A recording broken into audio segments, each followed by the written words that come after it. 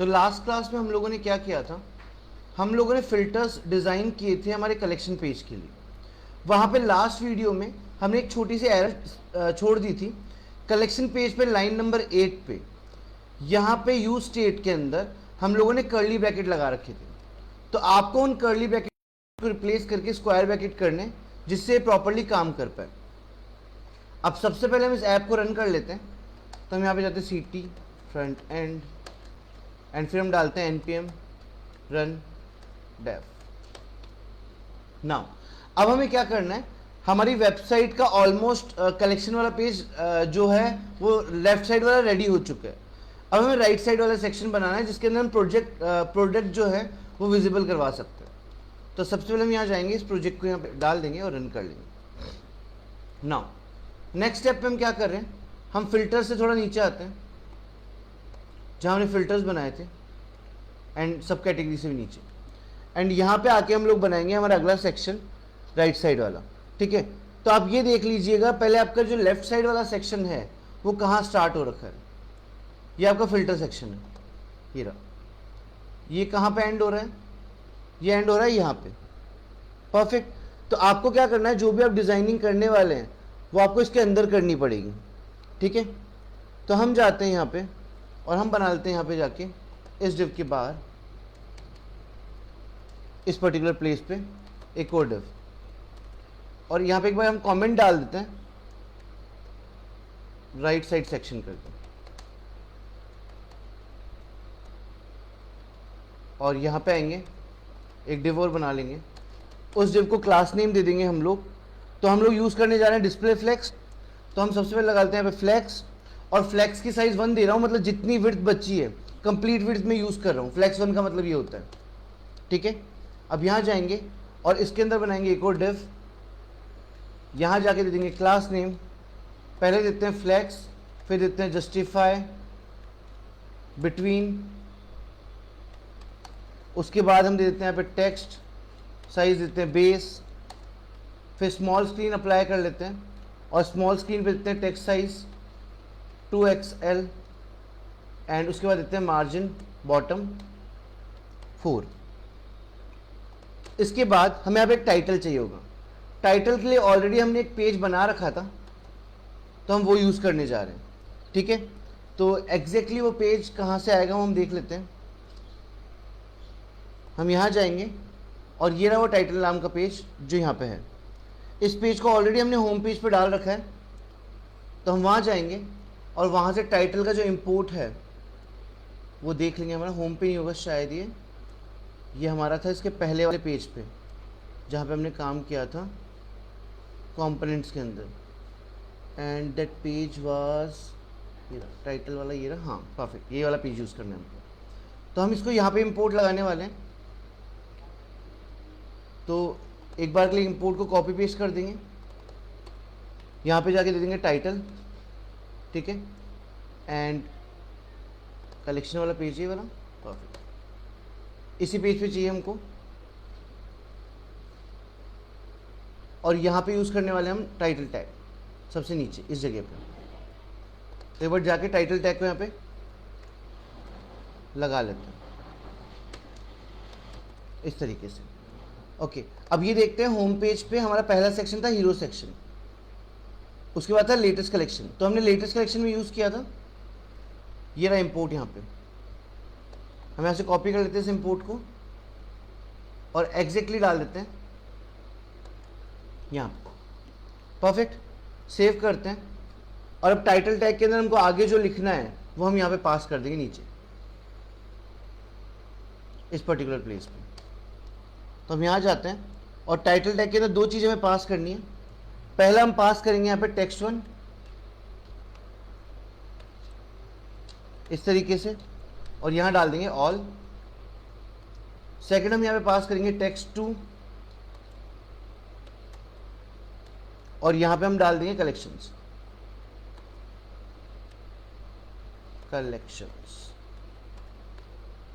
Save करते हैं। Okay, इस पेज पे जो भी एरर आएगी वो हम एक बार बाद में देख लेंगे। अभी कुछ तो एरर्स यहाँ पे आ रही है, वो पेज फाउंड नहीं होगा इस वजह से, और कोई एरर नहीं होगी।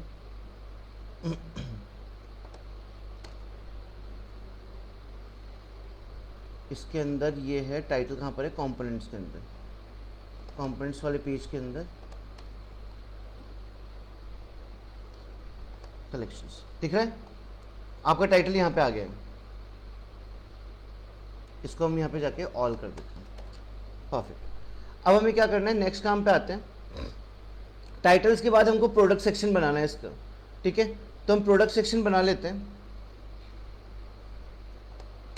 यहाँ पे आए और यहाँ डाल देते हैं product section. Now product section के अंदर हम लोग कुछ चीज़ें बनाने वाले हैं। जैसे मैं समझाऊं, सबसे पहले हमको ऊपर एक ऑप्शन देना है जहाँ पे प्रोडक्ट सेक्शन के अंदर हमको ये बताना है कि A to Z चाहिए हमें, प्रोडक्ट जो है वो लो टू हाई प्राइस चाहिए, हाई टू लो प्राइस चाहिए। एक फिल्टर लगता है सॉर्टिंग के लिए, डेटा को अरेंज करने के लिए, जिसको हम बोलते हैं सॉर्टिंग फिल्टर। तो हम वो बनाने जा रहे हैं पहले, सबसे पहले प्रोडक्ट सेक्शन के अंदर। उस पर्टिकुलर काम के लिए हम लोग यूज़ करने वाले हैं सेलेक्ट टैग, एंड इस सेलेक्ट टैग के अंदर कुछ क्लास नेम लेके चलते हैं और हम यहाँ पे लगा देते हैं बेसिकली वही डिस्प्ले फ्लैग से यूज़ करेंगे। तो पहले बॉर्डर्स वगैरह अरेंज करते हैं, इसकी बॉर्डर लगाते हैं 2 साइज पे और फिर देते हैं बॉर्डर ग्रे करके, और इसका वेट अभी के लिए 400 दे देते हैं। एंड उसके बाद फिर हम क्या करते हैं, यहाँ पे देते हैं टेक्स्ट, वो देते हैं स्मॉल, एंड नेक्स्ट हम जाते हैं PX2 पैडिंग X2। यहाँ आएंगे इसको थोड़ा सा और कम कर देते हैं, 300 तक कर देते हैं। ऑप्शन टैग लगा रहे हैं इसके अंदर, और वैल्यू में हम डाल देते हैं यहाँ पे रिलेवेंट प्रोडक्ट्स सबसे पहले, और इसी को कॉपी कर लेते हैं नीचे।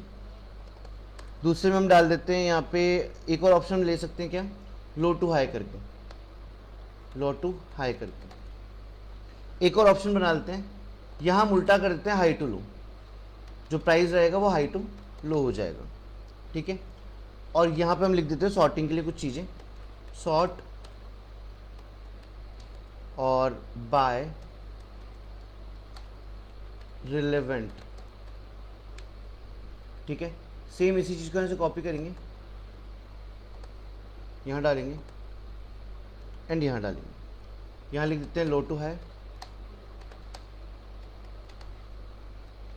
और यहाँ पे हम लोग लिख देते हैं high to.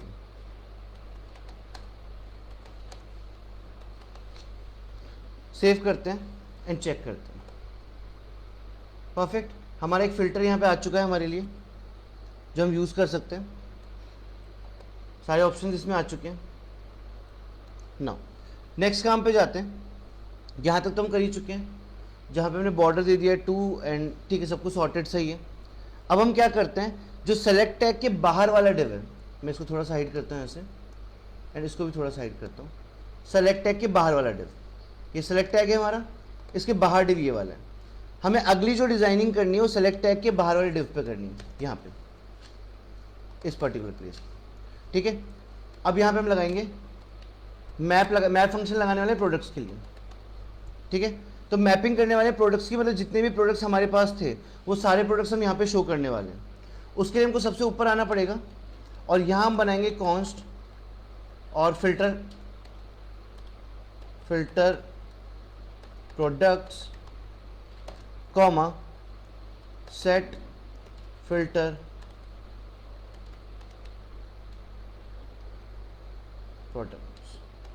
Products equal to, and हम यहाँ यूज़ करने वाले हैं यूज स्टेट,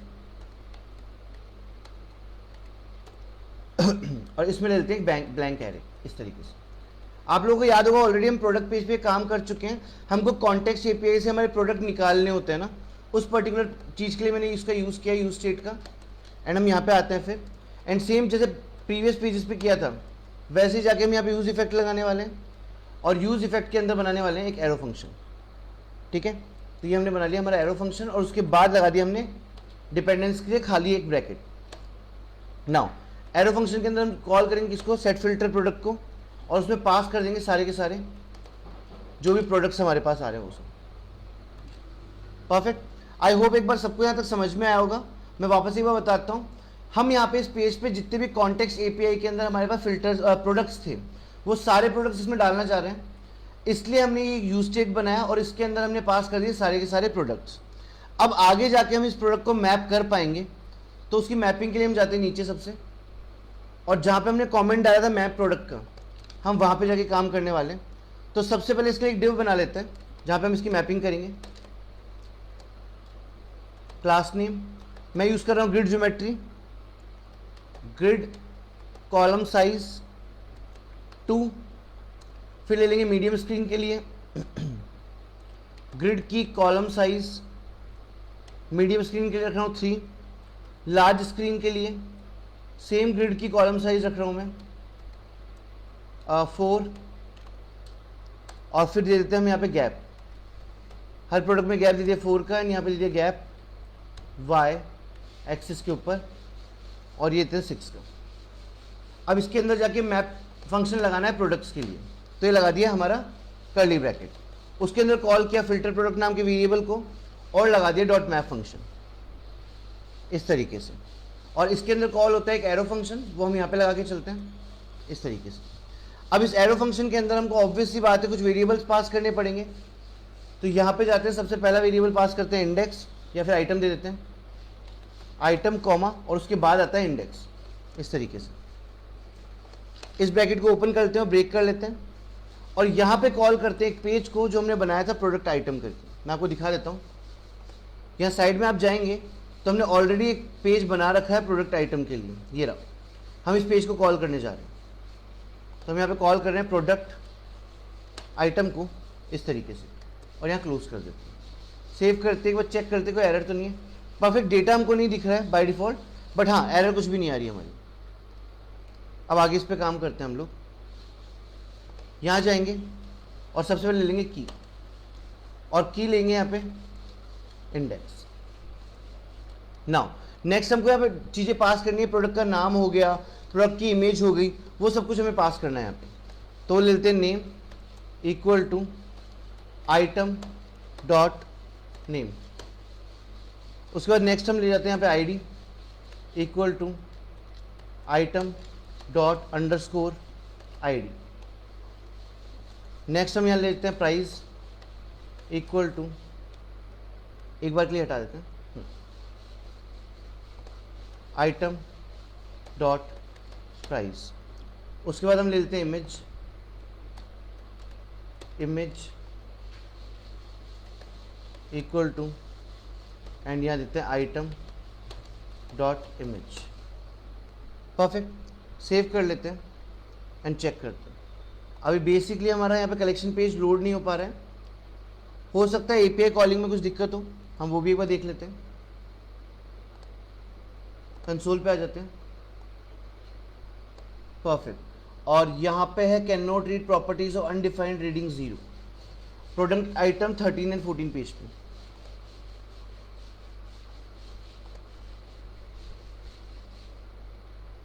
ये रहा हमारा प्रोडक्ट आइटम पेज, एंड इस पे some issues with over here. एक बार इस लाइन को कमेंट कर देते हैं। परफेक्ट, आप देख सकते हो इमेज को छोड़ के बाकी सारे यहाँ पे ऑप्शंस हमारे पास अवेलेबल है। मैं एक बार दिखा देता हूँ, बैक ले लेते हैं एक बार, आप देख लो जितने भी प्रोडक्ट्स हमने यहाँ पे बनाए हैं, जितने भी सारे प्रोडक्ट्स हमारे पास यहाँ पर है। ऊपर फिल्टर आ रहा है एक हमारे पास, ऑल कलेक्शन लिखा आ रहा है। फिल्टर ऑब्वियसली बात है अभी नॉन वर्किंग है, बट यहाँ पे हमको सारे प्रोडक्ट्स एज इट इज दिख रहे हैं। बस हमारे साथ एक ही प्रॉब्लम हुई क्या कि जो हमारे आइटम इमेजेस हैं वो लोड नहीं हो पाए बिकॉज ऑफ सम इशू। ठीक है, तो वो हम नेक्स्ट लेक्चर में सॉर्ट आउट कर लेंगे कि इमेजेस हमारी लोड क्यों नहीं हो पा रही है। ये एरर हमारे साथ ऑलरेडी पहले भी आई थी, वो हमने सॉर्ट कर ली थी, तो हम देख लेंगे एक बार। तो एक बार के लिए मैं इसको कमेंट ओपन कर देता हूँ, सेव कर देता हूँ। तो और कोई इशू नहीं है, सिर्फ इमेज लोडिंग का इशू है, वो हम देख लेंगे। ठीक है, आई होप आपको यहाँ तक समझ में आया होगा कि ये सेक्शन कैसे क्रिएट हुए हैं, उन पे फिल्टर्स एंड प्रोडक्ट कैसे विजिबल हुए हैं। तो आप देख सकते हो यहाँ पे आपका सारा सेक्शन आ रहा है कंप्लीट। ठीक है, तो आज के लिए इस लेक्चर में यहाँ तक रखते हैं, हम मिलते हैं नेक्स्ट लेक्चर में और आगे नेक्स्ट लेक्चर में करते हैं। Thank you so much for this lecture.